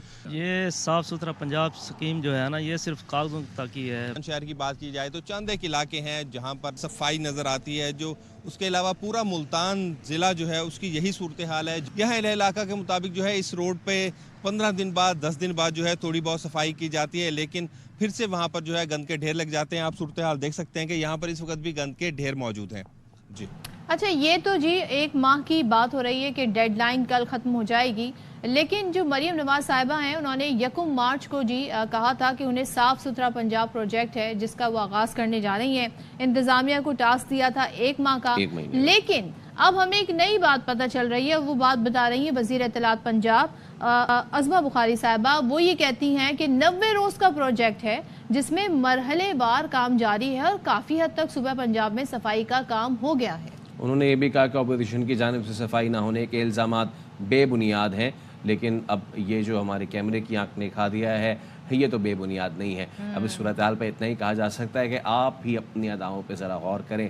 ہم اگر عرض کریں گے تو شکایت ہوگی, شکایت ہے لوگوں کو, پنجاب کے لوگوں کو شکایت ہے. اور لوگ مطلب ہم سمجھتے تھے یہاں بیٹھ کے کہ جی لاہور کتنا صاف ستھرا ہے, لیکن اب آپ کے بالکل سامنے ہے کہ کیا لاہور, کیا گجرانوالہ, کیا ملتان, وہاں پہ صورتحال اتنی خراب ہے. اور مریم نواز تو اتنی پاورفل چیف منسٹر کے طور پہ سامنے آئی ہیں, تو عظمہ بخاری صاحبہ نے اب یہ جو نئی منطق پیش کی ہے, تاریخ پہ تاریخ, تاریخ پہ تاریخ, ان کا کیا کہنا تھا آپ کو وہ بھی سناتے ہیں. ہم نے ایک جو 90 ڈیز کا اپنا پروگرام بنایا, اس کے اندر ہم اس وقت اپنی پوری ٹائم لائن کے ساتھ ہم چل رہے ہیں, اور یہ ٹائم لائن کے ساتھ جو ہے اس کو ہمیں پورا کرنا ہے. ایک جدید نظام کوڑے کے حوالے سے جو ہے وہ لایا جا رہا ہے, جس کے اندر گھروں سے کسی کو کوڑا پھینکنے کی اجازت نہیں ہوگی. تو یہ ایک پورا کمپریہنسو پلان ہے. سو اس لیے یہ جو کہا جائے کہ جی ہوا ہی نہیں صاف ستھرا پنجاب, یہ زیادتی ہے. ذرا گلی محلوں میں جا کے لوگوں سے پوچھے تو صحیح کہ وہ کتنے خوش ہیں اپنے گلی محلوں کو صاف ہوتا دیکھ کے. تو یہ تو جی حالات ہیں, اب دیکھتے ہیں اس پہ کیا ہوتا ہے. اور اپوزیشن تنقید بھی کر رہی ہے جو کہ ہم نے دکھایا, لیکن فیصل پنجاب میں تو چلیں, یہ ٹاسک دے دیا گیا 1 مہینہ 90 دن میں ہو ہی جائے گا. یہاں کی جو گندگی ہے اس کے لیے تو کوئی احکامات بھی نہیں آتے, کوئی ایسی صفائی مہم بھی یہاں پہ شروع نہیں ہوتی ہے. یہاں پہ نا صفائی مہم کا پتہ ہے, نہ امن و امان کا کسی کو کچھ خیر خبر ہے. اور اب تو یہاں پہ ایک اور مسئلہ ہے, کراچی کے مسئلے ہی یونیک ہی مسئلے. پچھلے دنوں ایک ویڈیو وائرل ہوئی تھی, ناگن کے پاس جو مارکیٹ ہے وہاں پہ سروس روڈ پہ جانے کے لیے بھی جو ہے وہ KMC کی ہیٹ پہن کے اور چنگی وصول کر رہے ہیں. اب ہم بات کر رہے ہیں اس مافیا کی کہ جس کا ذکر کیا مرتضی وہاب نے بھی, اور ان کا کہنا تھا کہ جی ماضی میں بلدیہ عظمیٰ نے جو ہے وہ کام کا نہیں سوچا, ماضی میں پیسے جو تھے وہ کچھ لوگوں کی جیبوں میں جاتے تھے, اب بلدیہ عظمیٰ کے اکاؤنٹ میں آئیں گے. ان سے یہ ٹریفک جو کھڑی کرتے ہیں نا موٹر سائیکلیں جو پارک کرتے ہیں, پارکنگ, اس کے حوالے سے ان سے یہ سوال ہوتا, تو انہوں نے کہا تھا کہ بھائی بڑے بڑے اعلانات تو پہلے کیے گئے تھے, لیکن اب جو ہے وہ ہم اس کو ٹھیک کریں گے. بائی دا وے مرتضی وہاب نے یہ کہا کہ KMC کا حق ہے کہ وہ ٹیکس جمع کرے. آپ بالکل KMC کا حق ہے ٹیکس جمع کریں, لیکن کورٹ کا یہ آرڈر ہے کہ آپ پارکنگ کی فیس نہیں لے سکتے. اس کے باوجود چاہے طارق روڈ ہو یا چاہے کوئی بھی صدر کا علاقہ ہے, کوئی بھی علاقہ ہے, یہاں پہ جیسے ہی آپ گاڑی لگاتے ہیں پیچھے سے کوئی آ جاتا ہے. اس وقت اگر کوئی نہیں آتا, جب آپ گاڑی نکال رہے ہوتے ہیں اس وقت کوئی آ جاتا ہے سامنے اور آپ کو پرچی تھما دیتا ہے. اس پرچی میں تو کبھی کبھی کچھ لکھا ہوا بھی نہیں ہوتا, اس نے پین سے لکھا ہوتا ہے 70 روپے. آپ سے پوچھیں اور ریٹ بھی اپنے حساب سے انہوں نے بندے کو دیکھ کے, اس کی گاڑی کو دیکھ کے لگائے ہوتے ہیں. اچھا اب ایک اور چیز مرتضی آپ کہہ رہے ہیں جی 3.5 سال میں واضح فرق نظر آ جائے گا, ہمیں کام کرنے دیں, ہم کام کرتے ہیں اور FIR بھی ہم پر کرتی ہیں. ذرا سن لیتے ہیں کیا کہہ رہے ہیں مرتضی صاحب. یہ باز آ جائیں اور ہم سب مل کر کام کریں تاکہ شہر کراچی سسٹینیبل خدمت ہو. سارے منصوبے صرف ہوا میں کریٹ نہیں ہوئے کہ 18 میں ووٹوں کی چائنا کٹنگ ہوئی, لوگ آئے, کیا کچھ نہیں. 2022 کے بلدیاتی انتخابات میں پھر بہت سارے لوگوں نے بڑے بڑے اعلانات کیے, ہوا کچھ نہیں. پرابلم ہمارے یہاں بلدیاتی نظام میں یہ ہو گیا, ٹیکس اکٹھا نہیں کرنے دیتے. اگر پارک کی انٹرنس فی لے لیں گے اس کو مینٹین کر سکیں, گراؤنڈ کی کوئی فی لے لیں اس کے اوپر لوگ حائل ہو جاتے ہیں. ہمیں ہمارا کام کرنے دیں, انشاءاللہ 3.5 سال کے بعد آپ کو فرق واضح نظر آ جائے گا. اسٹریٹ کرائم کا چیلنج ہے, لوگوں کی جانیں جا رہی ہیں, ان کے املاک کو نقصان ہو رہا ہے. اپنے قانون نافذ کرنے والے اداروں کو ہی کہوں گا اپنی کارروائیوں کو بہتر بناؤ تاکہ اپنی عوام کے جان و مال کو تحفظ فراہم کر سکیں. اچھا یہ گلے شکوے جب MQM کے ناظم کیا کرتے تھے یا ان کے میئر کیا کرتے تھے کہ جی ہمارے پاس اختیارات نہیں ہے, تو تھوڑی بہت منطق بھی سمجھ آتی تھی کہ سندھ اسمبلی میں ان کی اتنی پریزنس بھی نہیں ہے, پھر ان کے پاس وہ طاقت بھی نہیں ہے, وفاق میں گورنمنٹ بھی نہیں ہے, صوبے میں گورنمنٹ بھی نہیں ہے. لیکن پیپلز پارٹی کی تو پچھلی بھی حکومت تھی صوبے میں, اور اب بھی حکومت ہے, اور اب تو ان کے صدر بھی ہیں, تو اختیارات تو بھرپور ہیں. پھر یہ کہنا کہ جی ابھی دیکھیں ہمیں کام کرنے دیں, کون انہیں کام کرنے سے؟ پھر یہ کہنا کہ 3.5 سال بعد دیکھیں گے, تو پھر تو ایک بات مجھے بتائیں, سڑکوں سے کچرا اٹھانے میں, گٹر کے ڈھکن لگانے میں, سڑکوں کی مرمت کرنے سے کون روک رہا ہے مرتضی وہاب صاحب کو یا اس بلدیہ عظمیٰ کو؟ مافیا جن کا انہوں نے ذکر کیا ہے, جو کہ پتہ نہیں کہیں ہے یا نہیں ہے. ہاں لیکن نشیوں کو ٹھکانے لگانا, چور ڈاکوؤں پہ ہاتھ ڈالنا, یہ سب جو ہے شاید بہت بڑے کام ہیں, اس وجہ سے ان پہ نہیں پڑ رہا. تو جو چھوٹے کام ہیں کم از کم وہی کر جائیں. کراچی کے لوگوں کو جو مافیاز ہیں ان سے تو کم از کم نجات دلا دیں. اچھا اگلی جو خبر ہے شاید آپ کو آفینڈ ضرور کرے گی. کیوں؟ دیکھیں بہت سارے لوگ دنیا میں یہ سمجھتے ہیں کہ بہت مشکل کاموں میں سے ایک کام ہے खातून को ड्राइविंग सिखाना? नहीं, ऐसी भी कोई बात नहीं है, और सही आपने पहले मुझे इस हवाले से हेड्स अप दे दिया था। ऐसा नहीं, बिल्कुल नहीं है ना। अक्सर लोग बड़ी बाउसूल ड्राइवर होती हैं, रूल्स फॉलो करती हैं। मसला ये है कि जब लोग ही रूल्स को फॉलो ना कर रहे हो, ट्रैफिक कवानीन को, तो फिर तो लोग इल्ज़ाम किसको दे देते हैं? दूसरे को दे देते हैं। जाहिर सी बात है, जब वो लाल हो जाए बत्ती और उस पर भी गाड़ी चला दें तो लोगों का मसला है कि वो सामने से गुजर रहे होते हैं, है ना। अच्छा, बहुत सारे लोग ये समझते हैं कि खातून को इसलिए भी वो गाड़ी नहीं देते कि कहीं वो ठोक ना दे, हालांकि गाड़ी कहीं एक्सीडेंट करने में इसमें क्या भेदभाव? स्पीड से गाड़ी कौन चलाता है? मर्द चलाते हैं, बिल्कुल चलाते हैं। ऐसे में खातून की मुश्किल जो है, अगर तो है कोई, तो उसको आसान किया है लाहौर सिटी ट्रैफिक पुलिस के आबशार सेंटर में। अब उनको जदीद टेक्नोलॉजी की मदद से ये ड्राइविंग सिखाने की सहूलत फराहम की जा रही है। सिमुलेटर की मदद से इनको ड्राइविंग सिखाई। अच्छा, यानी बंद कमरे में एक तरीके से ये सिमुलेटर होता है और आप की गाड़ी कहीं नहीं जा रही है, आप वहीं बैठे हैं, आपको फील आती है जी, और ख़ासतौर पे स्टीयरिंग पे आपका हाथ जी कैसे बैठेगा, आपने ब्रेक और पैडल कैसे सारी चीज़ें करनी है, ये इसमें सिखाया जाता है। ये हमने पहले पायलट जो हैं वो इस पर ट्रेनिंग करते हुए हमें नज़र आते थे। अब गाड़ी चलाने के लिए भी एक नया तजर्बा किया जा रहा है और ख़वातीन को पहले मरहले में सिमुलेटर पर प्रैक्टिस कराई जाती है और फिर अमली तौर पर गाड़ी चलवाई जाती है, जो कि उसके बगैर तो आप गाड़ी चला ही नहीं सकते। जब तक आप सड़क पर गाड़ी नहीं लाएंगे तो गाड़ी कितना ही सीख लें आपको गाड़ी चलानी नहीं आएगी। सड़क का प्रेशर अलग है और सिमुलेटर रोड सेंस है ना, वो एक अलग चीज़ है। तो इस सब पे जरा आप बात कर लेते हैं। In charge education city traffic police inspector Fahmida Zeeshan साहब आज हमारे साथ मौजूद हैं। फहमीदा साहब, अस्सलाम वालेकुम, वेलकम टू शाम रमज़ान। उम्मीद आप खैरियत से होंगी। बड़ा ज़बरदस्त इनिशिएटिव है ये मैम, तो ये बताइए कितना अरसा हो गया इस सिमुलेटर ड्राइविंग सेंटर को और शहरी किस तरह इस प्रोग्राम का हिस्सा बन रहे हैं?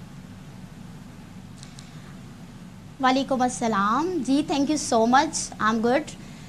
जी, मैं आपको बताती चलूँ कि तकरीबन हमने 2 माह हो गए हैं इसको स्टार्ट किए हुए आबशार को। 19 फ़ेब को हमने इसकी रजिस्ट्रेशन स्टार्ट कर दी थी और अल्हम्दुलिल्लाह के आज हमारा सेकंड बैच जो है पास आउट होके चला गया है। अच्छा, तो ये कहाँ पर है सेंटर जो आपने बनाए, और सिर्फ क्या ख़वातीन भी हैं या इसमें मर्द भी आकर जी इसमें सीख सकते हैं? जी, ये हमारा जो पहला सेंटर है आबशार के नाम से है, शादमान में, ऑपोजिट टू कनेट कॉलेज। तो उसका ये है कि यहाँ पर सिर्फ फीमेल ही आ सकती हैं ड्राइविंग के लिए, मेल्स की नो एंट्री, क्योंकि हमारी सारी की सारी जो सर्विस है विमेन टू विमेन सर्विस है। मेरा सारा स्टाफ जो वहाँ पर मौजूद है, इंचार्जेस और जो ट्रेनर्स हैं वो फीमेल हैं, तो यहाँ पर सिर्फ फीमेल्स को फैसिलिटेट किया जाता है, मेल्स को नहीं किया जाता। मेल्स के लिए हमारे अदर्स जो हैं ड्राइविंग स्कूल, उसमें आप जा सकते हैं, लिबर्टी में है एक, मनामा लाइन में है, लेकिन यहाँ पर जो है वो सिर्फ फीमेल्स आ सकती है। फहमीदा साहिबा, एक सवाल जो हम भी डिस्कस कर रहे थे कि सिमुलेटर पे आप जितना भी सीख लें, आप ऑल्दो कि बड़ा अच्छा इनिशिएटिव है, लेकिन आपको गाड़ी उस वक्त तक आपके हाथ में काबू में नहीं आती जब तक आपको रोड सेंस, ख़ास तौर पे पाकिस्तानी लाहौर की और कराची की सड़कों का जब तक रोड सेंस नहीं आता तब तक जो है वो आप गाड़ी क्या ही चला लेंगे हमारे यहाँ। तो do you agree with that? जी बिल्कुल बिल्कुल, आप बिल्कुल ठीक कह रहे हैं सर। हमारी स्टार्टिंग है जो सिमुलेटर है ना, बेसिकल ये जो जदीद टेक्नोलॉजी है, ये सिर्फ हमने हेजिटेशन और फेयर दूर करने के लिए वहाँ पर रखे हैं, ना कि वो हम ये समझते हैं कि वहाँ पे परफेक्शन आ जाती, बिल्कुल नहीं। जब तक वो गाड़ी लेके खुद रोड पे नहीं आते तब तक उनको बिल्कुल रोड सेंस रहती नहीं है। उसके लिए सबसे पहले हम उन्हें लेक्चर देते हैं। लेक्चर में हम उनको ना सिर्फ रोड साइन बल्कि रोड सिग्नल्स के बारे में सारी नाउ हाउ देते हैं। उसके बाद फिर हम सिमुलेटर पे उन्हें बिठाते हैं, उनकी हेजिटेशन और उनका फेयर दूर करते हैं। उसके बाद क्या होता है कि हमारी जो इनडोर है वहाँ पर हम पहले उन्हें गाड़ी पे बिठाते हैं, डायरेक्ट रोड पे नहीं लेके जाते। वहाँ पर हम उनको मैकेनिक्स का बताते हैं, गाड़ी के पार्ट्स का बताते हैं, इंजन के पार्ट्स का बताते हैं, सारी डिटेल वहाँ समझा के उसके बाद फिर हम इनडोर उनकी 2 से 3 दफ़ा प्रैक्टिस करके फिर हम मेन रोड पे लेके आते हैं। अच्छा, और ज़रा सा हमें बता दें कि इसकी ज़ाहिर कितने ड्यूरेशन आपने रखी है सीखने के लिए, क्या इसकी फ़ीस वगैरह है, कितना कॉस्टली है ये? जी बिल्कुल, इसकी जो कार ड्राइविंग है उसकी ट्रेनिंग के लिए हमने 10,000 फ़ी रखी है और ये 3 वीक्स का हमारा कोर्स होता है। और इसके लिए कोई मुश्किल जो रजिस्ट्रेशन है वो नहीं है, सिर्फ आप अपना आईडी कार्ड लेके आएंगे, उसकी एक कॉपी और एक पिक्चर हमें चाहिए होगी। रजिस्ट्रेशन फॉर्म आपको उसी टाइम दे दिया जाएगा, आप अपना रजिस्ट्रेशन फॉर्म फिल करेंगे और अपनी फ़ीस सबमिट करवाएंगे तो आपकी रजिस्ट्रेशन हो जाएगी। ٹھیک ہے, تھینک یو سو مچ. فہمیدہ صاحب ہمارے ساتھ تھیں. اور جی اب وہی بات کہ جو جس انداز سے گاڑی سیکھنا چاہے اور اس کے لیے وہ طریقہ ہے, لیکن جب تک آپ گاڑی سڑک پر نہیں لائیں گے, جب تک آپ مین روڈ پر نہیں لائیں گے, تب تک آپ کا ڈر خوف دور نہیں ہوگا. بریک لے رہے, بریک بعد حاضر ہوں گے. Stay with us. شاعر فرماتا ہے کہ بڑی مشکل سے ہوتا ہے چمن میں دیداور پیدا, اور وہ اسی لیے فرماتا ہے کیونکہ ہمارے ہاں ایسے ایسے گہرے نایاب بڑی مشکل سے پیدا ہوتے ہیں. ہمارے ہاں ایسے ایسے مسائل ہیں کہ جو دنیا میں کہیں بھی نہیں ہوں گے. اب ایگزامز ہوتے ہیں, بچے تیاری کرتے ہیں اور پیپر دینے جاتے ہیں, رزلٹ لے کے آتے ہیں اور گفٹ پاتے ہیں. یہ ہوتا ہے پوری باقی دنیا میں. پاکستان میں یہ ہوتا ہے کہ زبردستی چیٹنگ کروائی جاتی ہے. بچے تو خود بھی بوٹی مافیا تو ایک الگ ہے, لیکن الحمدللہ جو انویجیلیٹرز ہیں وہ پیسے دے کے چیٹنگ کرواتے ہیں ہمارے یہاں. پیسے دے کے یا پیسے لے رہے ہیں؟ پیسے لے کے چیٹنگ کرواتے ہیں, اور اس کے بھی ریٹس فکسڈ ہیں. پہلے 2 گھنٹے کے کچھ اور ریٹس ہیں اور آخری 1 گھنٹے, آخری آدھے گھنٹے کے کچھ اور ریٹس فکسڈ ہیں. کمال بات ہے کہ ہمارے یہاں مطلب کیسے. اچھا, میں نے سنا ہے کہ 2 سوالوں کے 500 اور پورے پیپر کے اس سے زیادہ ابھی 1000 یا 2000. اچھا, اب وزیر تعلیم پنجاب رانا سکندر حیات کے مسلسل تیسرے امتحانی مرکز پر چھاپے سے یہ انکشاف ہوا, اور طلبہ نے بتایا جی کہ عملے نے پیسوں کے عوض پرچہ حل کرانے کی پیشکش کی اور زبردستی دوسرے امیدوار کو نقل کرانے کا کہا جاتا ہے. گزشتہ روز بھی یہ چھاپے مارے گئے اور بچے جو ہیں جی ان کو امتحان میں نقل کرواتے رنگے ہاتھوں پکڑا گیا. عملہ ملوث ہے اس میں. وزیر تعلیم پنجاب جو ہیں اپنی خفیہ ٹیم کے ہمراہ جی پہنچے ہیں اور انہوں نے چھاپے مارے. تو چلے بس انہی سے پھر بات کر لیتے ہیں, کیونکہ ہمیں تو اب بہت زیادہ یہاں پہ ریٹ معلوم ہو رہا ہے کہ کتنے میں پرچہ حل کرایا جا رہا ہے. تو وزیر تعلیم رانا سکندر حیات صاحب موجود ہیں پنجاب کے. Thank you so much for joining us. ذرا بتائیے گا, یہ آپ کے علم میں یہ بات آئی تھی تب چھاپے مارے گئے, یہ شکایت پہلے سے موصول ہو رہی تھی, یا جب آپ پہنچے ہیں تو ہی یہ معاملہ سامنے آیا؟ جی رانا سکندر صاحب. جی السلام علیکم. جی کین یو ہیئر می؟ یہ بتائیے گا, یہ پہلے سے معاملات جاری تھے یا ابھی ابھی جب آپ نے چھاپے ریڈ کیا تو آپ کے علم میں ساری چیزیں آئیں؟ جی I have just taken charge about 2 weeks ago, اور آئی ایم شیور یہ پچھلے کئی سالوں سے معاملات جاری تھے, بیکاز جیسے کہ آپ نے کہا ابھی کہ وہاں پہ بچوں کو نہ صرف چیٹنگ کرائی جاتی ہے, بلکہ جو بچے چیٹنگ میں انگیج نہیں ہیں اور پڑھتے ہیں اور اپنا پیپر کرنا چاہتے ہیں, انہیں زبردستی کہا جاتا ہے کہ اپنے پیپر دیں کیونکہ ہم نے دوسروں کو چیٹنگ کرانی ہے, اور ان کا ٹائم ویسٹ کیا گیا, ان بچوں کو فزیکلی اور وربلی ابیوز کیا گیا. اور ہمارے پاس یہ رپورٹس تھی. ویجیلنٹلی آنریبل چیف منسٹر صاحبہ ٹوک action on this 3 days ago, اور ہم نے اپنے تھرو پرائیویٹ ٹیمز اس پہ ہم نے we started working on it. الحمدللہ ہم نے 7 بڑے گینگز کریک بھی کر دیے ہیں, اور انہیں ہم نے پولیس میں بہائنڈ دا بارز دیر, اور ہم ان کی FIRs واچ کر رہے ہیں تاکہ انہیں سخت سے سخت سزائیں ہوں. I will write to the honourable ججز آلسو تاکہ ان کی ضمانتیں نہ ہوں, بیکاز ہم نے انہیں ایک ایگزامپل بنانا ہے. یہ نقل مافیا نے پنجاب میں سندھ جیسی صورتحال جو پیدا کی ہوئی ہے, اس میں ہمیں یہ بھی دیکھنا ہوگا کہ پچھلے 5 سال میں اس پہ کوئی کام نہیں ہوا, اور یہ اوور نائٹ نہیں ہو سکتی چیز میں, تو اس میں بہت بڑے بڑے مافیاز انگیجڈ. سکندر صاحب, ان کیسز میں پرٹیکولر یہ چیز نکل کے سامنے ہے کہ جو پرائیویٹ انویجیلیٹرز ہوتے ہیں نا, اب سینٹر انچارج تو وہ تو الگ چیز ہے, لیکن یہ جو پرائیویٹ انویجیلیٹرز ہیں وہ اس میں ملوث پائے گئے ہیں.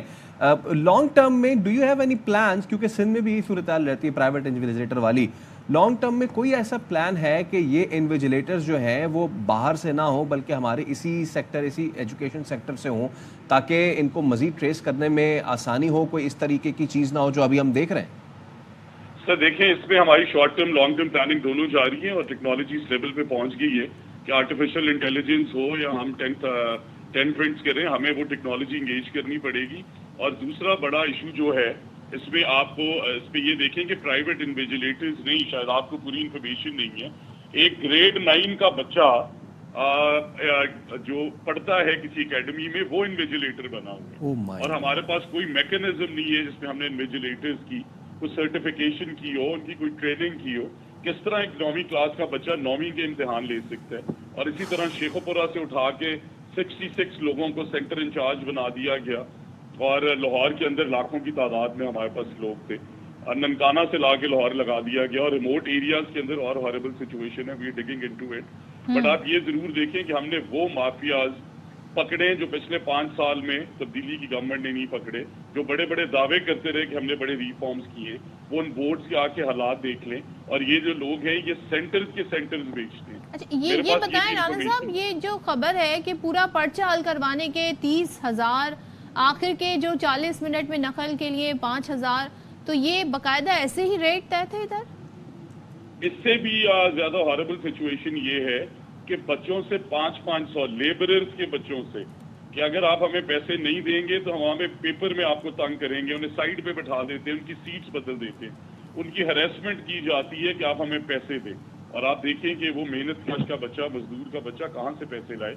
एक बच्चे ने ये भी बताया कि उसने 100 जमा करके 450 दे भी दिया, तो उन्होंने कहा कि नहीं आप हमें 1000 पूरा दें, अदरवाइज हम आपके 20 मिनट माइनस कर देंगे। आज एक बच्चे ने बताया कि उसका पेपर उठा के साथ वाले बच्चों को दे दिया गया और 25 मिनट जाया हुआ। जब उसने कहा कि मेरा टाइम, तो उसने कहा तुम्हारा टाइम कोई नहीं, अगर तुम्हें टाइम चाहिए तो और 2000 दें। और अभी मैथ्स का पेपर होना है हमारा मंडे वाले दिन, तो उसकी एडवांस बुकिंग जारी थी और हमने वो बड़े बड़े गैंग्स भी पकड़े हैं जो रात को इसकी कलेक्शंस करते हैं।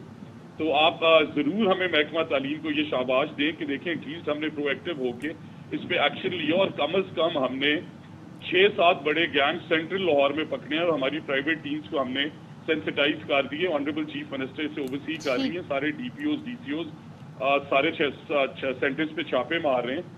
But major is technology integration. हमें दुनिया का वो निजाम जो दुनिया में चल रहा है वो लाना होगा, ताकि हम कैमरास क्यों नहीं है इम्तिहानी में, बिल्कुल ये होना चाहिए। और इसकी रोकथाम, फेशियल रिकग्निशन क्यों नहीं है, हम उन बच्चों की QR कोड से एग्जामिनेशन क्यों नहीं चेक कर रहे, ताकि जो ये हमारा मुस्तकबिल है, ये बच्चे और तालीम में जिस तरह के मामलात पर फौरी एक्शन होना चाहिए, जो कि हुआ भी। Thank you so much. Rana Sikandar साहब थे। और ये बड़ी तशवीशनाक बात है, और खासतौर पे उन स्टूडेंट्स के लिए जो पढ़ाई करते हैं, जो सीरियस हैं, जो अपना मुस्तकबिल बनाना चाहते हैं, उनको भी इसमें आप शामिल कर रहे हैं और कहा जा रहा है जी वो नकल करवाएं क्योंकि वो पढ़ कर आएँ। हमारे एजुकेशन सिस्टम पे सवाल है ना सदफ, क्योंकि पूरी दुनिया में ओपन बुक सिस्टम है और इस तरह के सिस्टम में गैजेट्स इस्तेमाल आपकी कर सकते हैं। वो आपकी रट्टाफिकेशन नहीं देखते, वो आपका एप्टीट्यूड देखते हैं, वो आपके स्किल देखते हैं, उसमें ज़रूरत ही नहीं होती। आपकी रिसर्च सिर्फ वही आदमी कर सकता है जिसने पढ़ा हो। लेकिन हमारे यहाँ मतलब कि जब तक ये निज़ाम रहेगा कि हमें 9th क्लास में पता होगा कि कश्मीर इशू आना है और 10th क्लास में पता होगा कि जी वो कायदे आज़म के 14 पॉइंट्स आने हैं, तो फिर हम ओपिनियन पूछी जाए तो फिर जाहिर है वो डिफरेंट होगी, पर्सन टू पर्सन वो ओपिनियन डिफरेंट होगी और फिक्री सोच भी उससे आगे बढ़ेगी। लेकिन हमारे यहाँ जी रट्टाफिकेशन की वजह से और दूसरे इश्यूज हो रहे हैं, जो कि नकल का इतना बड़ा इशू हमारे सामने। फिक्री सोच की आपने बात की, तो ना किसी को फिक्र है और ना किसी को सोच है, क्योंकि पतंग की डोर से जो अमवात है ना वो इस वक्त रुक नहीं रही है। बड़े पैमाने पे क्रैकडाउन तो किया जा रहा है पंजाब भर में, लेकिन अब फैसलाबाद से खबर यह है कि वहाँ पे भी 1000 से ज़्यादा केमिकल डोरें, हज़ारों पतंगे डोरें जला दी गई हैं। CPO कहते हैं कि पतंगबाजी में मुलविस मुलजिमान है, उन्हें 16 MPO के तहत 6 माह के लिए जो है वो जेल भेज देंगे। उन्होंने वालिदैन से भी ताउन की इस हवाले से अपील की है। तो अपील तो की जा रही है, क्रैकडाउन भी हो रहा है और कातिल डोर से जी खुद को बचाने के लिए अब पंजाब में शहरियों की बड़ी तादाद अपनी मोटरसाइकिलों पर सेफ्टी रॉड नस्ब करवा रहे हैं। ये रॉड किस तरह लगाई जाती है और एक बाइक पर कितने में ये रॉड लगती है, इस पर हम आपको मजीद बताएंगे। फैसलाबाद में हमारे नुमाइंदे हैं जनाब, वो इस हवाले से बता रहे हैं, आइए देखते हैं। चलें, ये हम आपको खुद ही बता देते हैं, ये हमने पिछले दिनों भी रिपोर्ट किया था और बाकायदा तौर पे ये एक रॉड होती है जो कि सिंगल भी होती है, कहीं पर डबल भी होती है, वो लगा दी जाती है और फिर वो किस तरीके से बैरियर बनती है डोर के लिए। केमिकल और धाती का डोर की वजह से आए रोज जो हलाकतें हो रही हैं, शहरी ज़ख्मी हो रहे हैं, मोटरसाइकिल सवार ख़ास तौर पर, उनसे बचाव के लिए जो एक वायर जो सेफ्टी वायर गार्ड जो है वो मार्केट में लाई गई है। बड़ी तादाद में लोग अपनी मोटरसाइकिलों पर लगवा रहे हैं ताकि धाती और केमिकल डोर से बचत हो सके। ट्रैफिक पुलिस की तरफ से भी मुख्तलिफ जो चौक हैं वहाँ पर शहरियों में जो मोटरसाइकिल सवार हैं उनको फ्री ये वायर लगा के दी जा रही है। क्या कहेंगे जी, ये वायर जो है कैसे लगाती हैं आप, कहाँ कहाँ ये वायर लगाई जाती है? ये भैया अगले शाख पे लगाई जाती है वायर, पीछे से नंबर प्लेट पे गोल हिस्से के लिए, फ्रंट पे जो भी बच्चा बैठा होगा, बड़ा बैठा होगा, सेफ्टी रहेगी। ये डोर लगेगी, डोर लग के पीछे चले जाएगी, नुकसान नहीं होगा आपका ही फ़ायदा। ये लगवाएं। जो वायर लगा रहे हैं सेफ्टी वायर, उनका ये कहना है कि ये सेफ्टी वायर वो 200 रुपये की लगा के देते हैं। 2 वायर जो है, एक फ्रंट पे एक बैक पे, एक शॉक ऑब्जर्वर का जो क्लम्प है वहाँ पे फ्रंट पे वायर लगाई जाती है, जबकि दूसरी वायर जो है वो बैक साइड पे लगाई जाती है, वो नंबर प्लेट पर लगाते हैं। मुख्तलिफ रेट्स हैं जिनमें प्लास्टिक की वायर भी आ रही है, लोहे की भी आ रही है, फाइबर की भी आ रही है। 200 रुपये से लेकर 400 रुपये तक कीमतें हैं और मुख्तलिफ इलाकों में ये शहरी जो है बड़ी तादाद में अब इस तरफ आ रहे हैं कि अपनी सेफ्टी के लिए, अपनी हिफाजत के लिए सेफ्टी वायर लगवा रहे हैं। जी, जान है तो जहान है और जान से बढ़कर कुछ नहीं है। और ये रॉड लगाएं आप, जो वायर जिसे कह रहे हैं, ब्रेड्स इसके मुख्तलिफ हैं, लेकिन इससे जी बहुत कुछ हो सकता है, एक बैरियर बन सकता है। अच्छा, ये हम पर्सनली तो नहीं करेंगे ना, क्योंकि हम तो पाकिस्तानी हैं, तो हमें जब तक किसी चीज़ में इन्वॉल्व नहीं किया जाएगा, कोई आके ऊपर से जो है हमारे सरों पे डंडा नहीं रखेगा कि भाई करो ये, तुम्हारी अपनी जान बचेगी इससे, तब तक हमें होश नहीं आएगा। यही चीज़ हम हेलमेट मुहिम के साथ भी देखते हैं, उसमें भी हम यही देखते हैं। बाकायदा लोग लड़ते हैं कि हेलमेट नहीं पहना तो क्यों होया, अगर हेलमेट नहीं पहना गर्मी लग रही है, गर्मी लग रही है, और भी बहुत सारे मसाइल जो हैं वो लोग बताते हैं। लेकिन बाबर खान लाहौर से हमें बता रहे हैं कि जो सेफ्टी रॉड नस्ब करने की जो मुहिम है वो कैसे वहाँ पे हो रही है, तो बाबर खान बताइए। बिल्कुल जी, कातल डोर से बचने के लिए जहां लाहौर पुलिस से इक़दाम कर रही है, वहां ट्रैफिक पुलिस भी इस पर आमद दरामद कर रही है कि जो सेफ्टी राड हैं वो मोटरसाइकिल पे लगाए जा रहे हैं। इस वक्त हमारे साथ CTO लाहौर हमारा अतर साहिबा वो हमारे साथ मौजूद हैं। ये बताइएगा कि कितने आप राड जो है सेफ्टी राड तकसीम कर चुकी हैं? सबसे पहले तो ये कि आप देख रहे हैं हम इधर मौजूद हैं और मैकेनिक भी हमारे साथ हैं। बहुत सारे मुकामात पे हम कोशिश कर रहे हैं कि हम खुद ही मैकेनिक्स के साथ जो हैं ये रॉड्स लगा दें। इस वक्त बहुत ज़रूरी इसलिए हो गया कि जब भी हमारा इस तरह का सीज़न आता है, जब फरवरी, मार्च, अप्रैल, ये हमारे 3 महीने जो हैं ये अहम होते हैं, क्योंकि इसमें जो है पतंगबाजी की कंप्लेंट्स होती हैं। जैसे गर्मी आती हैं फिर आपको पता है ये कंप्लेंट्स हमारी नहीं आती हैं। तो इन 3 महीनों के लिए मेरी तमाम जितने भी सिटीजन्स हैं उनसे गुजारिश है कि इस तरह से आप सेफ्टी रॉड अगर इस तरह से लगाएंगे तो आपके पास जो डोर आती है वो डोर कम से कम आपको टच नहीं कर सकती है। एटलीस्ट आपको उसी वक्त एक अलार्म अलर्ट जनरेट हो जाता है कि जी ये डोर है और मैंने केयरफुल होना है, या मैंने रुकना है, या मैंने देखना है। कि हमारे पास 4.5 मिलियन रजिस्टर्ड मोटरसाइकिल्स हैं लाहौर के। सारे सिटीजन्स को इसमें कोऑपरेट करना पड़ेगा, हमारे साथ कोऑपरेट करें, रिस्पॉन्सिबल सिटीजन्स बने और रिस्पॉन्सिबल सिटीजन्स बन के ये अपने तौर पर ये रॉड्स जो हैं ये ज़रूर लगाएँ।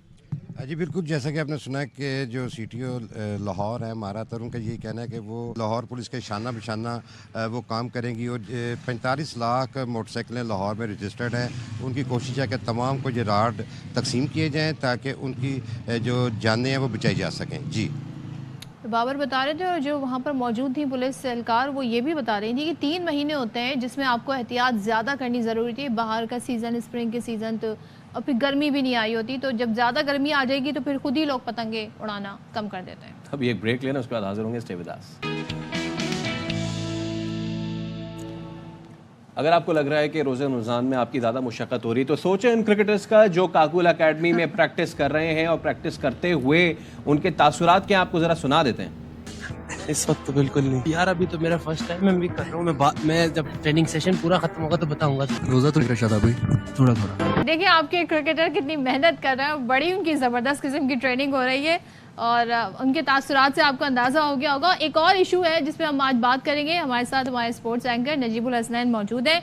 वो है जी, बाबर को PCB ने वनडे और T20 की कप्तानी की पेशकश कर दी है और बाबर ये कह रहे हैं जी तीनों फॉर्मेट में मुझे कप्तानी चाहिए। अभी खबर में कितनी सदाकत है। पहले तो ज़रा ट्रेनिंग से आगाज़ कर लेते। नजीब बताइएगा, बड़ी टफ ट्रेनिंग जारी है जो कि हमें दिख भी रहा है, लोग बड़े मज़े मज़े की ट्वीट्स भी कर रहे होते हैं। कितना फ़र्क पड़ेगा वैसे खिलाड़ियों पर? देखिए, फिटनेस एक ऐसी चीज़ है जो कि ये 10-15 दिन, 20 दिन, एक महीने में ठीक नहीं हो सकती। इसके लिए इट्स अ कल्चर, वो कल्चर आना ज़रूरी है और ऑब्वियसली इससे फ़र्क तो पड़ेगा। थोड़ा बहुत टफ होंगे, थोड़ी टफ कंडीशंस का सामना करने की सलाहियत पैदा होगी, बट मेरे हिसाब से इट्स अ कल्चर, ये हमेशा रहनी चाहिए। ये ऐसा नहीं होता कि आपके ऑफ डेज आएँ तो फिर आप सब कुछ छोड़ दें। तो ऑब्वियसली फ़ायदा होगा, लेकिन लॉन्गर इसको अगर आपने इस सेंस में देखना है कि तवील अरसे तक इसका कैसे फ़ायदा उठाया जा सके, तो ये आपको अपने अंदर हर वक्त इस फिटनेस का ख्याल रखना होगा। ऐसे बहुत से क्रिकेटर्स हैं जो कि ऑफ द टूर्नामेंट्स भी अपने आप को, नजीब, कितना फिट रखते हैं। अगर आप पड़ोसी मुल्क की बात करें, नजीब, कैप्टनसी की बात कर लेते हैं। कैप्टनसी अगर करूँगा तो तीनों फॉर्मेट की करूँगा, वरना नहीं करूँगा। कितनी सदाकत है इन खबरों में? دیکھیے ابھی تک یہ باتیں جو آ رہی ہیں سامنے، مجھے تو اس میں بڑی پریشانی ہے. دیکھیں ویسے ہی پاکستان کرکٹ بورڈ کا مذاق بنتا ہے، آج چیئرمین کون ہے، پرسوں کون ہوگا یہ نہیں پتا. آئی سی سی کی میٹنگ ہوتی ہے تو اس میں یہ سوچ رہے ہوتے ہیں پچھلی بار کون آیا تھا، اس بار کوئی نیا تو نہیں آ جائے گا. اس کا جو اثر ہے وہ ہماری کرکٹ پر پڑتا ہے. اسی طرح سے آپ کا ایک مذاق بن جائے گا کہ آپ نے اتنا ایک جلدی کا فیصلہ لیا، نی جرک ریاکشن تھا کہ ورلڈ کپ میں ہماری پرفارمنس اچھی نہیں تھی تو آپ نے بابر کو کپتانی سے ہٹایا اور اس کے بعد آپ نے فوراً شاہین کو کپتان بنا دیا. آگے تو آپ نے بہت سارا فیصلے بھی کرنے تھے وہ نہیں کیا، آپ نے ابھی فوراً شاہین کو T20 کا کپتان بنا دیا، جس پہ ایک ویسے ہی بہت بڑا کویسچن مارک تھا کہ شاہین جس طرح کی پرفارمنس ان کی ریسنٹلی رہی ہے اور جس طرح وہ ان کو فٹنس اور انجری مسائل کا سامنا کرنا پڑا ہے، ان کا پیس بھی کم ہوا ہے. تو as a fast bowler unless and until you are 100% fit, unless and until you are irreplaceable in every way of the word, تو اس کے حساب سے آپ کو کپتان میرا خیال سے ویسے بھی نہیں بننا چاہیے. تو آپ نے شاہین کو بنایا، اس کے بعد اب فوراً آپ شاہین کو ہٹائیں گے کس بیس پہ؟ آپ نے کیسے شاہین کو جج کر لیا اتنی جلدی؟ یہ بہت جلدی ہے. بالکل ٹھیک ہے، تھینک یو سو مچ نجیب. تو آپ سے ملاقات ہوگی کل. دی رکھیے اپنا خیال. اللہ حافظ. اللہ حافظ.